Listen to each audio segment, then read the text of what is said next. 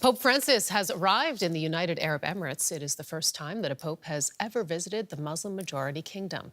Guards on horseback escorted Francis to the Crown Prince of Abu Dhabi's palace, while military aircraft flew over, trailing yellow and white smoke, the colors of the Holy See flag. During his two-day visit, the Pope is due to meet leading Muslim clerics and hold an open-air mass. Now, this historic papal trip is aimed at turning a page in Christian-Muslim relations in the region. Have a look. For many of the 1.5 million Catholics in the United Arab Emirates, it's the stuff of dreams. The idea of the Pope visiting the Arabian Peninsula, the birthplace of Islam, was unthinkable a few years ago. Pope Francis was invited by Abu Dhabi's rulers. Local parish priest Reinhold Zahner says the pontiff wants to foster tolerance and promote a moderate brand of Islam. It's definitely a signal that he wants to build bridges. He wants to say, look, Islam is changing, it can change, and it also wants to change. The Emirates have declared 2019 as the year of tolerance. And there's a lot of symbolism in the invitation.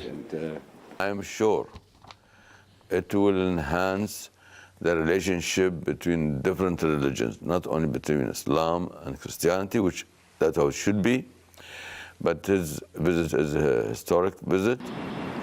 Pope Francis will be in the Emirates for 3 days. He's expected to address a series of issues, including the lack of legal rights for foreign workers.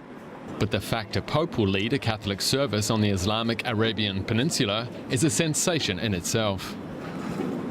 So let's get more on this visit. We are joined by Martin Gack, DW's religious affairs analyst. This is the first papal visit to the Arabian Peninsula, Martin. Really? Why did it take so long? Yes, this is a pope of many firsts, as people have repeated over and over the last few years. And this is actually the first trip to the area. This is an area that was essentially out of the Vatican sort of immediate purview because the population of Catholics is actually quite low, but it has become actually a hotspot of great political importance because much of the power is projected from the Arabic Peninsula, and because in the general region, Christians in general have come under enormous pressure from different conflicts and different governments, etc. So this has become actually a very important place or a very important focal point for the Vatican for at least now about 10 years or so. And I mean, he says that he wants a new chapter, in fact, in Christian-Muslim relations in the region. How does he plan on achieving that? Well, I think that to some degree he has been fostering this Vatican, especially through several of its internal institutions, has been fostering closer relations with several Muslim organizations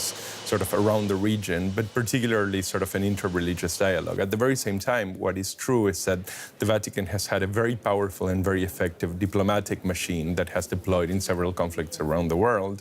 And, you know, we are seeing, of course, on the top of the table, so to say, on our screens, we're seeing actually the pageant, but, you know, behind closed doors, what we're going to probably hear as months progress is sort of all the conversations and all the dialogue and all the negotiations. Well, let's talk about one of those conversations that might potentially happen, because, I mean, he has condemned the United Arab Emirates' involvement, for example, in the conflict in Yemen. Now he's in Abu Dhabi. Are we likely to see more pressure put on by the Pope?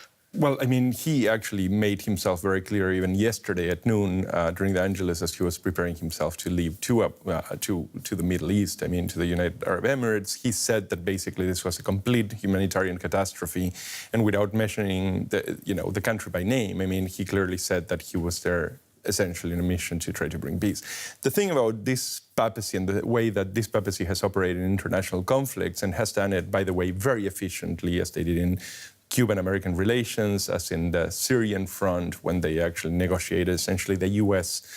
Stop from advancing into the country, something that we only find out many months later. So we have the people on the ground negotiating, and then the results are really the first things we see. So I don't really expect to hear great pronouncements over the next 2 days, but I do think that this